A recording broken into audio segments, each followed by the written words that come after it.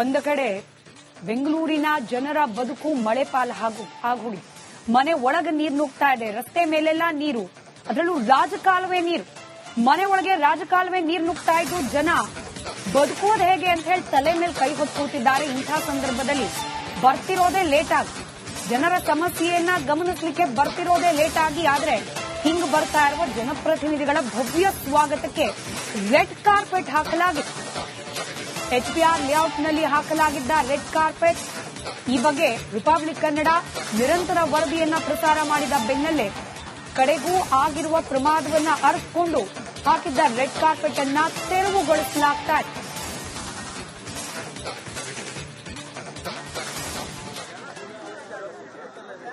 ದೃಶ್ಯದಲ್ಲಿ ಗಮನಿಸ್ತಾ ಇದ್ದೀರಿ, ಬರ್ತಾ ಇರೋದು ಸಂತ್ರಸ್ತರ ಬದುಕು ಯಾವ ರೀತಿ ಇದೆ ಅನ್ನೋದನ್ನ ಗಮನಿಸಲಿಕ್ಕೆ. ಆ ಸಂದರ್ಭದಲ್ಲಿ ಮುಖ್ಯಮಂತ್ರಿ ಹಾಗೆ ಉಪಮುಖ್ಯಮಂತ್ರಿಗಳ ಸ್ವಾಗತಕ್ಕೆ ರೆಡ್ ಕಾರ್ಪೆಟ್ ಹಾಕಿದ್ದಾರೆ.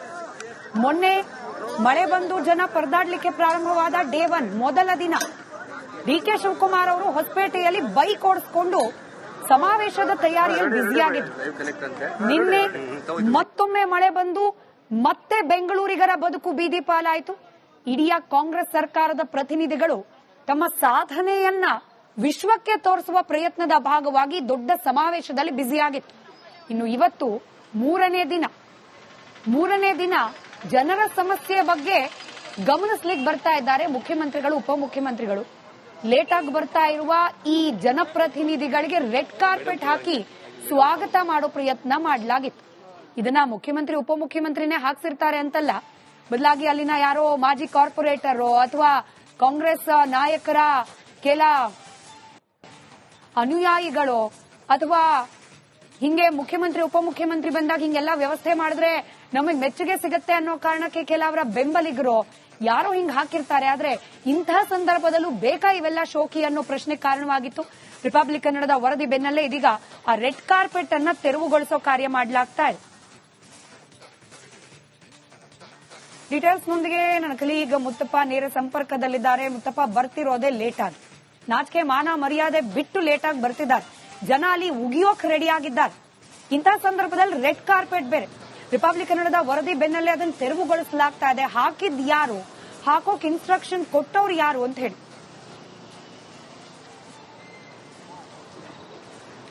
ಸ್ಮಿತಾ, 11:50 ಮುಖ್ಯಮಂತ್ರಿಗಳು ಮತ್ತೆ DCM ಅವರು ಈ ಸ್ಥಳಕ್ಕೆ ಭೇಟಿ ಕೊಟ್ಟು ಏನು ಕಳೆದ 2 ದಿನಗಳಿಂದ ಮಳೆ ನೀರಿನಲ್ಲಿ ನೊಂದು ಬೆಂದು ಕಣ್ಣೀರು ಹಾಕಿದಂತಹ ಜನರ ಸಮಸ್ಯೆಯನ್ನ ಕೇಳೋದಕ್ಕೆ ಬರಬೇಕಾಗಿತ್ತು. ಆದ್ರೆ ಈಗ 1:05 ಆಯಿತು, ಇದುವರೆಗೂ ಕೂಡ ಮುಖ್ಯಮಂತ್ರಿಗಳು ಸ್ಥಳಕ್ಕೆ ಬಂದಿಲ್ಲ.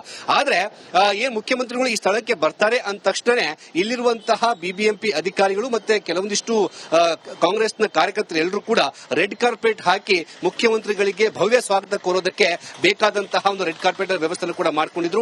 ಈ ಬಗ್ಗೆ ರಿಪಬ್ಲಿಕ್ ಕನ್ನಡದಲ್ಲಿ ಸುದ್ದಿ ಪ್ರಸಾರ ಆಗ್ತಿದ್ದಂಗೆ ಇಲ್ಲಿರುವಂತಹ ಅಧಿಕಾರಿಗಳು ಏಕಾಏಕಿ ತೆರವು ಮಾಡುವಂತಹ ಕೆಲಸ ಕೂಡ ಮಾಡಿದ್ದಾರೆ. ಇದಕ್ಕೆ ಕಾರಣ ರಿಪಬ್ಲಿಕ್ ಕನ್ನಡದಲ್ಲಿ ಸುದ್ದಿ ಪ್ರಸಾರ ಆಗ್ತಿದ್ದಂಗೆ, ಯಾಕಂದ್ರೆ ಜನರ ಆಕ್ರೋಶ ಕೂಡ ಅದೇ ರೀತಿಯಾಗಿ ಹೊರಬಂತು. ಯಾಕೆ ಮುಖ್ಯಮಂತ್ರಿಗಳು ಬರ್ತಿರೋದು ನಮ್ಮ ಕಣ್ಣೀರು ಒರೆಸೋದಕ್ಕೋ ಅಥವಾ ನಾವು ಕಣ್ಣೀರಲ್ಲಿ ಹೇಗೆ ಇದ್ದೀವಿ ಅಂತ ನೋಡೋದಕ್ಕೆ ರೆಡ್ ಕಾರ್ಪೆಟ್ ಹಾಕಿದ್ರೆ ಅನ್ನೋ ಒಂದು ಪ್ರಶ್ನೆನ ಜನರು ಕೂಡ ಕೇಳಿದ್ರು. ಈ ಒಂದು ಪ್ರಶ್ನೆ ಬರ್ತಿದ್ದಂಗೆ ಇಲ್ಲಿರುವಂತಹ BBMP ಅಧಿಕಾರಿಗಳು ಅದನ್ನ ತೆರವು ಮಾಡುವಂತಹ ಕೆಲಸ ಕೂಡ ಮಾಡಿದ್ರು. ಮುಖ್ಯಮಂತ್ರಿಗಳು ಇನ್ನೇನು ಇಷ್ಟೊತ್ತಿಗೆ ಬಂದು ಮತ್ತೆ ಬೇರೆ ಸ್ಥಳಕ್ಕೆ ಹೋಗಿ ಅದರ ಸಮಸ್ಯೆಯನ್ನು ಆಲಿಸಬೇಕಿತ್ತು. ಆದ್ರೆ ಮುಖ್ಯಮಂತ್ರಿಗಳು ಬರದೇ ಇರುವಂತಹ ಕಾರಣಕ್ಕಾಗಿ ಇಲ್ಲಿರುವಂತಹ ಸ್ಥಳೀಯರು ಮುಖ್ಯಮಂತ್ರಿಗಳಿಗಾಗಿ ಕಾದು ಸುಸ್ತಾಗಿ ಎಲ್ಲರೂ ಕೂಡ ವಾಪಸ್ ಮನೆಗೆ ಹೋಗುವಂತಹ ಪರಿಸ್ಥಿತಿ ಈಗ ನಿರ್ಮಾಣವಾಗಿದೆ. ಯಾಕಂದ್ರೆ ಮುಖ್ಯಮಂತ್ರಿಗಳು ಇಷ್ಟೊತ್ತಿಗೆ ಇಲ್ಲಿರುವಂತಹ ಅಧಿಕಾರಿಗಳಿಗೆ ಕ್ಲಾಸ್ ತೆಗೆದುಕೊಂಡು ಏನು ಸಮಸ್ಯೆ ಆಗಿದೆ ಅಂತ ಹೇಳಿ ಕೇಳಬೇಕಾಗಿತ್ತು. ಅದನ್ನ ಕೇಳುವಂತಹ ಕೆಲಸ ಕೂಡ ಮಾಡಲಿಲ್ಲ. ಈಗ ಸ್ಥಳೀಯರು ತುಂಬಾ ಹೊತ್ತು 11:50 ಎಲ್ಲರೂ ಕೂಡ ಕಾದು ನಿಂತಿದ್ದಾರೆ, ಮುಖ್ಯಮಂತ್ರಿ ಈ ಬರ್ಬೋದು ಆಗ ಬರ್ಬೋದು ಅಂತ ಹೇಳಿ. ಆದ್ರೆ ಇದ್ರು ಕೂಡ ಮುಖ್ಯಮಂತ್ರಿಗಳು ಬಂದಿಲ್ಲ. ಸೊ ಎಷ್ಟೊತ್ತಿಂದ ಕಾಯ್ತಿರುತ್ತಾವು? ನಾವು 2 ಅವರ್ಸ್ ಇಂದ ಕಾಯ್ತಿದೀವಿ. ಯಾರಿಗೋಸ್ಕರ ಕಾಯ್ತಿದ್ರಮ್ಮ ಇಲ್ಲಿ? ಅವರೇ ಮಿನಿಸ್ಟರ್ ಸಿದ್ದರಾಮಯ್ಯಂಗೆ ಕಾಯ್ತಾ ಇರೋದು. ಯಾಕೆ ಕಾಯ್ತಿದ್ರ? ಏನೋ ಸರಿ ಮಾಡಿಸ್ಕೊಡ್ತಾರೆ ಏನೋ ಅಂತ. ಯಾವಾಗಿಂದ ಈ ಸಮಸ್ಯೆ ಇರೋದು ನಿಮ್ಗೆ? ತುಂಬಾ 5 ವರ್ಷದಿಂದ ಇದೆ, 25 ವರ್ಷದಿಂದ ಬೇಜಾರಾಗಿ ಹೋಗಿದೆ. ತುಂಬಾ ಸಫರ್ ಮಾಡ್ತಾ ಇದೀವಿ. ಎಲ್ಲಾರ ಮನೆಗೂ ನೀರು ನುಗ್ಗುತ್ತೆ, ಸಾಮಾನೆಲ್ಲ ಹಾಳಾಗುತ್ತೆ. ಮನೆಗೆ ನೀರು ನುಗ್ಗಿದ್ರೆ ಹೇಗಿರೋದು? ಎಲ್ಲ ಕ್ಲೀನ್ ಮಾಡ್ಸೋದು ಹೇಗೆ? ಸಂಪರ್ಕ ನೀರು ಬರುತ್ತೆ, ತುಂಬಾ ಕಷ್ಟ ಆಗಿದೆ. ಮುಖ್ಯಮಂತ್ರಿಗಳು ಇಲ್ಲಿ ನಿಂತು ನೋಡಿದ್ರೆ ನಿಮ್ಮ ಮನೆ ಸಮಸ್ಯೆ ಗೊತ್ತಾಗತ್ತೆ ಅವರಿಗೆ. ನಿಮ್ಮ ಮನೆ ಇರೋದು ಎಲ್ಲಿ? 16 ಮೇನು ಇಲ್ಲೇ ನೆಕ್ಸ್ಟ್. ತಾವೀಗ ಮುಖ್ಯಮಂತ್ರಿಗಳು ಈಗ ಇಲ್ಲಿ ನಿಂತು ನೋಡಿದ್ರೆ ನಿಮ್ಮ ಮನೆ ಸಮಸ್ಯೆ ಗೊತ್ತಾಗುತ್ತೆ ಸರ್. ಇಲ್ಲೆಲ್ಲ ಬರಬಾರ್ದು ಸರ್, ಒಳಗಡೆ ರೋಡ್ ಲೇಔಟ್ ಒಳಗಡೆ ಬಂದ್ ನೋಡಿದ್ರೆ ಗೊತ್ತಾಗುತ್ತೆ ಎಷ್ಟು ಕಷ್ಟ ಪಡ್ತಾ ಇದಾರೆ ಜನ ಅಂತ. ಅವ್ರು ಅಲ್ಲಿ ಬಂದ್ ನೋಡ್ಬೇಕು, ಇಲ್ಲಿ ಬಾಯಿ ಮಾತಿಂದ ನೋಡೋದಲ್ಲ ಅಥವಾ ಕೇಳೋದಲ್ಲ ಹೇಳೋದಲ್ಲ. ಎಷ್ಟು ಅಂತ ನಾವು ಕಾಯಕ್ಕಾಗತ್ತೆ? ಕಾದ್ ಸುಣ್ಣ ಆಗೋಗಿದೀವಿ ನಾವು. ಬಿಡಿಎ ಲೇಔಟ್ ಅಂತ ಹೇಳ್ತಾರೆ, ಒಳಗಡೆ ಎಲ್ಲ ನೀರ್ ಬರುತ್ತೆ, ಮನೆ ಒಳಗಡೆ ನೀರ್ ಬರುತ್ತೆ, ಮಕ್ಕಳಿರೋರೆಲ್ಲ ಏನ್ ಮಾಡ್ಬೇಕು? ಅಲ್ಲ, ಪ್ರತಿ ಬಾರಿ ಇದೇ ಸಮಸ್ಯೆ ಆದಾಗ ಬಿಬಿಎಂಪಿ ಅಧಿಕಾರಿಗಳು ಬರ್ತಾರೆ ಹೋಗ್ತಾರೆ. ಯಾವಾಗ ಸಮಸ್ಯೆ ಬಗೆಹರಿತಂತ ಎಲ್ಲರೂ ಕೂಡ ನೀವು ಕೂಡ ಕಾದು ಕೂತಿದ್ರೆ, ಈಗ ಮುಖ್ಯಮಂತ್ರಿಗೆ ಒಂದು ವೇದಿಕೆ ರೆಡಿ ಆಗಿದೆ ಇಲ್ಲಿ. ಸರ್ ವೇದಿಕೆ ಅದೆಲ್ಲ ನಮ್ಗೆ ಯಾವ್ದು ಬೇಡ ಸರ್. ಅವರು ಮಾತಾಡೋದು ಬೇಡ, ಮಾಡ್ಬೇಕಾಗಿರೋ ಕೆಲಸನ ಕರೆಕ್ಟ್ ಆಗಿ ಮಾಡ್ಲಿ. ಅದೇನ್ ಫಂಡ್ ರಿಲೀಸ್ ಆಗಿರುತ್ತೋ ಅದನ್ನ ಕರೆಕ್ಟ್ ಆಗಿ ಉಪಯೋಗಿಸ್ಕೊಂಡ್ಲಿ. ಇಷ್ಟೊಂದು ನಮ್ಮನ್ನ ಬಳಸಬಾರ್ದವ್ರು. ಹೌದು, ಕಂಪ್ಲೀಟ್ ಇಲ್ಲ, ಬಟ್ ಮುಕ್ಕಾಲ್ ತನಕ ಬಂದಿದೆ. ನಮಗೂ ಕ್ಲೀನ್ ಮಾಡ್ತಿರೋದೇ ಕೆಲಸ. ಮಳೆಗಾಲ ಬಂದ್ರೆ ಇನ್ನೇನು ಕೆಲಸ ಇಲ್ಲ ಲೇಡೀಸ್ಗೆ, ಮನೆ ಕ್ಲೀನ್ ಮಾಡೋದೇ ಕೆಲಸ. ಯಾಕೆಂದ್ರೆ ಬಿಬಿಎಂಪಿ ಅವ್ರು ಏನು ಮಾಡಲ್ಲ. MLAಗಳು MP ಬರಲ್ಲ, ಓಟ್ ಹಾಕಿಸ್ಕೊಳಕ್ ಬರ್ತಾರ ಅಷ್ಟೇ ಎಲ್ಲರೂ. ಆಮೇಲಿಂದ ಯಾರು ಬಂದ್ ತಿರುಗಿ ನೋಡಲ್ಲ. ಮುಖ್ಯಮಂತ್ರಿಗಳು ಬರ್ತಿದಾರಲ್ಲ, ಇಲ್ಲಿ ನಿಂತ್ಬಿಟ್ಟು ನೋಡ್ತಾರೆ. ಫಸ್ಟ್ ಬಂದ್ರೆ ತಾನೇ ಅವ್ರು ಏನಾರು ಮಾಡ್ತಾರೆ ಅಂತ ಗೊತ್ತಾಗೋದು. 11:30 ಕಾಯ್ತಾ ಇದಾರೆ ಇವರೆಲ್ಲ. ಎಲ್ಲಿ ಬಂದ್ರು? ಆಲ್ಮೋಸ್ಟ್ 2 ಗಂಟೆ ಆಗ್ತಾ ಬಂತು. ಅವ್ರು ಬಂದಾಗ ತಾನೇ ಅವ್ರು ನಮ್ ಸಮಸ್ಯೆ ಏನು ಅಂತ ಗೊತ್ತಾಗೋದು. ಈಗ ಈ ತರ ಬಿಸಿಲಿದ್ದಾಗ ಬಂದ್ರೆ ಏನ್ ಪ್ರಯೋಜನ? ಮಳೆ ಇದ್ದಾಗ ತಾನೇ ಬರ್ಬೇಕು. ಮಳೆ ಇದ್ದಾಗ ನೀರ್ ನಿಂತಿರುತ್ತೆ, ಎಲ್ಲಿ ನೀರ್ ನಿಂತಿರತ್ತೆ, ಎಷ್ಟ್ ನೀರ್ ನಿಂತಿರತ್ತೆ, ಎಲ್ ಪ್ರಾಬ್ಲಮ್ ಆಗಿದೆ, ಎಲ್ ಕರೆಕ್ಟ್ ಮಾಡ್ಬೇಕು ಅಂತ ನೋಡ್ತಾರೆ. ಹಿಂಗ್ ಬಂದಾಗ ಅವ್ರಿಗೆ ಏನ್ ಗೊತ್ತಾಗತ್ತೆ ಎಲ್ ಕರೆಕ್ಟ್ ಮಾಡ್ಬೇಕು ಅಂತ? ಏನ್ ಹುಡ್ಕೊಂಡು ಹೋಗ್ತಾರ ಅವರು? ಇಲ್ವಲ್ಲ. ಮಳೆ ಬಂದಾಗ ನೀರ್ ಎಲ್ಲಿ ಹೋಗುತ್ತೆ, ಎಲ್ಲಿ ಹೋಗ್ತಾ ಇದೆ ಅಂತಾನೆ ಗೊತ್ತಿಲ್ಲ ಅವ್ರಿಗೆ. ಅವ್ರ ಪ್ರಾಬ್ಲಮ್ ಏನು ಅಂತಾನೆ ಫಸ್ಟ್ ಆಫ್ ಆಲ್ ಗೊತ್ತಿಲ್ಲ. ಇನ್ ಸೊಲ್ಯೂಷನ್ ಎಲ್ಲಿಂದ ಹುಡುಕ್ತಾರೆ? ಮುಖ್ಯಮಂತ್ರಿಗಳು ಬಂದು ಹೋದ್ಮೇಲೆ ನಿಮ್ಮ ಪ್ರಾಬ್ಲಮ್ ಎಲ್ಲವೂ ಸಾಲ್ವ್ ಆಗುತ್ತೆ ಅಂತ ಹೇಳ್ತಾರೆ ಅಧಿಕಾರಿಗಳು. ಅವ್ರು ಬರ್ಲಿ ಫಸ್ಟ್. 2 hours 3 hours ಇಂದ ಕಾಯ್ತಿದ್ದಾರೆ. ಬರ್ಲಿ, ಆಮೇಲೆ ನೋಡೋಣ. ಬರೋದೇ ಡೌಟ್ ಅಂತೀರಾ? ಖಂಡಿತ. ಅವ್ರು ಬಂದ್ರು ಏನು ಕೆಲಸ ಮಾಡಲ್ಲ. ಇಷ್ಟು ವರ್ಷದಿಂದ ಏನು ಮಾಡಿಲ್ಲ. ಇಷ್ಟು ವರ್ಷ ಜಾರ್ಜ್ ಇದ್ರು, 25 ವರ್ಷ ಬಂದು ರಾತ್ರಿ ಮಳೆ ಬಂದಾಗ್ಲೂ ರಾತ್ರಿ ಬಂದು ಇಲ್ಲೆಲ್ಲ ಇನ್ಸ್ಪೆಕ್ಷನ್ ಮಾಡ್ಕೊಂಡು ಹೋಗಿ ಎಲ್ಲ ಮಾಡಿದ್ರು. ಆದ್ರೂ ಏನು ಆಗಿಲ್ಲ. ಈ ಸರಿ ಪ್ರತಿ ವರ್ಷಕ್ಕಿಂತ ಈ ಸರಿ ತುಂಬಾ ಜಾಸ್ತಿ. ಒಂದು ಕಡೆ ಬೆಂಗಳೂರಿನ ಜನರ ಬದುಕು ಮಳೆ ಪಾಲು ಆಗೋಗಿದೆ. ಮನೆ ಒಳಗೆ ನೀರು ನುಗ್ತಾ ಇದೆ, ರಸ್ತೆ ಮೇಲೆಲ್ಲ ನೀರು, ಅದರಲ್ಲೂ ರಾಜಕಾಲುವೆ ನೀರು. ಮನೆ ಒಳಗೆ ರಾಜಕಾಲುವೆ ನೀರು ನುಗ್ತಾ ಇದ್ದು ಜನ ಬದುಕೋದು ಹೇಗೆ ಅಂತ ಹೇಳಿ ತಲೆ ಮೇಲೆ ಕೈ ಹೊತ್ತು ಕೂತಿದ್ದಾರೆ. ಇಂಥ ಸಂದರ್ಭದಲ್ಲಿ ಬರ್ತಿರೋದೇ ಲೇಟ್ ಆಗಿ, ಜನರ ಸಮಸ್ಯೆಯನ್ನ ಗಮನಿಸಲಿಕ್ಕೆ ಬರ್ತಿರೋದೇ ಲೇಟ್ ಆಗಿ. ಆದ್ರೆ ಹಿಂಗ್ ಬರ್ತಾ ಇರುವ ಜನಪ್ರತಿನಿಧಿಗಳ ಭವ್ಯ ಸ್ವಾಗತಕ್ಕೆ ರೆಡ್ ಕಾರ್ಪೆಟ್ ಹಾಕಲಾಗಿದೆ. HBR ಲೇಔಟ್ನಲ್ಲಿ ಹಾಕಲಾಗಿದ್ದ ರೆಡ್ ಕಾರ್ಪೆಟ್. ಈ ಬಗ್ಗೆ ರಿಪಬ್ಲಿಕ್ ಕನ್ನಡ ನಿರಂತರ ವರದಿಯನ್ನ ಪ್ರಸಾರ ಮಾಡಿದ ಬೆನ್ನಲ್ಲೇ ಕಡೆಗೂ ಆಗಿರುವ ಪ್ರಮಾದವನ್ನ ಅರಿತುಕೊಂಡು ಹಾಕಿದ್ದ ರೆಡ್ ಕಾರ್ಪೆಟ್ ಅನ್ನ ತೆರವುಗೊಳಿಸಲಾಗ್ತಾ ಇದೆ.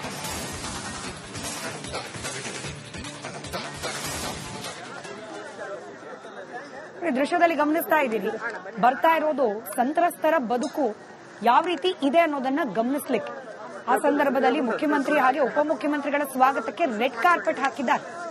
ಮೊನ್ನೆ ಮಳೆ ಬಂದು ಜನ ಪರದಾಡ್ಲಿಕ್ಕೆ ಪ್ರಾರಂಭವಾದ ಡೇ 1 ಮೊದಲ ದಿನ DK ಶಿವಕುಮಾರ್ ಅವರು ಹೊಸಪೇಟೆಯಲ್ಲಿ ಬೈಕ್ ಓಡಿಸಿಕೊಂಡು ಸಮಾವೇಶದ ತಯಾರಿಯಲ್ಲಿ ಬ್ಯುಸಿಯಾಗಿದ್ರು. ನಿನ್ನೆ ಮತ್ತೊಮ್ಮೆ ಮಳೆ ಬಂದು ಮತ್ತೆ ಬೆಂಗಳೂರಿಗರ ಬದುಕು ಬೀದಿ ಪಾಲಾಯಿತು. ಇಡೀ ಕಾಂಗ್ರೆಸ್ ಸರ್ಕಾರದ ಪ್ರತಿನಿಧಿಗಳು ತಮ್ಮ ಸಾಧನೆಯನ್ನ ವಿಶ್ವಕ್ಕೆ ತೋರಿಸುವ ಪ್ರಯತ್ನದ ಭಾಗವಾಗಿ ದೊಡ್ಡ ಸಮಾವೇಶದಲ್ಲಿ ಬ್ಯುಸಿಯಾಗಿತ್ತು. ಇನ್ನು ಇವತ್ತು ಮೂರನೇ ದಿನ ಜನರ ಸಮಸ್ಯೆ ಬಗ್ಗೆ ಗಮನಿಸಲಿಕ್ಕೆ ಬರ್ತಾ ಇದ್ದಾರೆ ಮುಖ್ಯಮಂತ್ರಿಗಳು, ಉಪಮುಖ್ಯಮಂತ್ರಿಗಳು. ಲೇಟ್ ಆಗಿ ಬರ್ತಾ ಇರುವ ಈ ಜನಪ್ರತಿನಿಧಿಗಳಿಗೆ ರೆಡ್ ಕಾರ್ಪೆಟ್ ಹಾಕಿ ಸ್ವಾಗತ ಮಾಡೋ ಪ್ರಯತ್ನ ಮಾಡಲಾಗಿತ್ತು.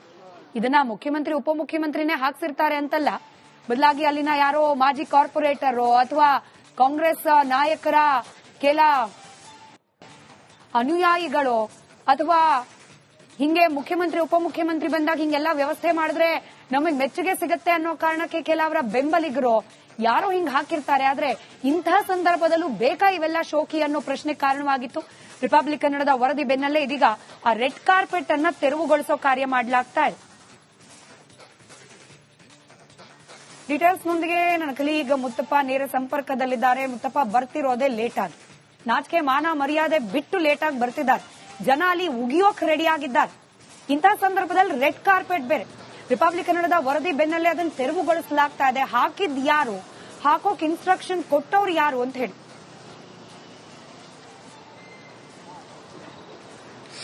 ಸ್ಮಿತಾ 11:50 ಮುಖ್ಯಮಂತ್ರಿಗಳು ಮತ್ತೆ ಡಿಸಿಎಂ ಅವರು ಈ ಸ್ಥಳಕ್ಕೆ ಭೇಟಿ ಕೊಟ್ಟು ಏನು ಕಳೆದ 2 ದಿನಗಳಿಂದ ಮಳೆ ನೀರಿನಲ್ಲಿ ನೊಂದು ಬೆಂದು ಕಣ್ಣೀರು ಹಾಕಿದಂತಹ ಜನರ ಸಮಸ್ಯೆಯನ್ನ ಕೇಳೋದಕ್ಕೆ ಬರಬೇಕಾಗಿತ್ತು. ಆದ್ರೆ ಈಗ 1 ಗಂಟೆ 5 ನಿಮಿಷ ಆಯಿತು, ಇದುವರೆಗೂ ಕೂಡ ಮುಖ್ಯಮಂತ್ರಿಗಳು ಸ್ಥಳಕ್ಕೆ ಬಂದಿಲ್ಲ.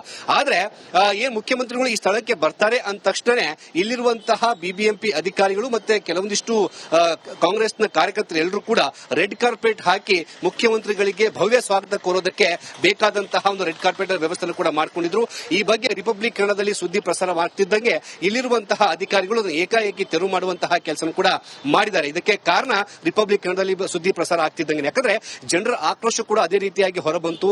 ಯಾಕೆ ಮುಖ್ಯಮಂತ್ರಿಗಳು ಬರ್ತಿರೋದು ನಮ್ಮ ಕಣ್ಣೀರು ಒರೆಸೋದಕ್ಕೋ ಅಥವಾ ನಾವು ಕಣ್ಣೀರಲ್ಲಿ ಹೇಗೆ ಇದ್ದೀವಿ ಅಂತ ನೋಡೋದಕ್ಕೆ ರೆಡ್ ಕಾರ್ಪೆಟ್ ಹಾಕಿದ್ರೆ ಅನ್ನೋ ಒಂದು ಪ್ರಶ್ನೆನ ಜನರು ಕೂಡ ಕೇಳಿದ್ರು.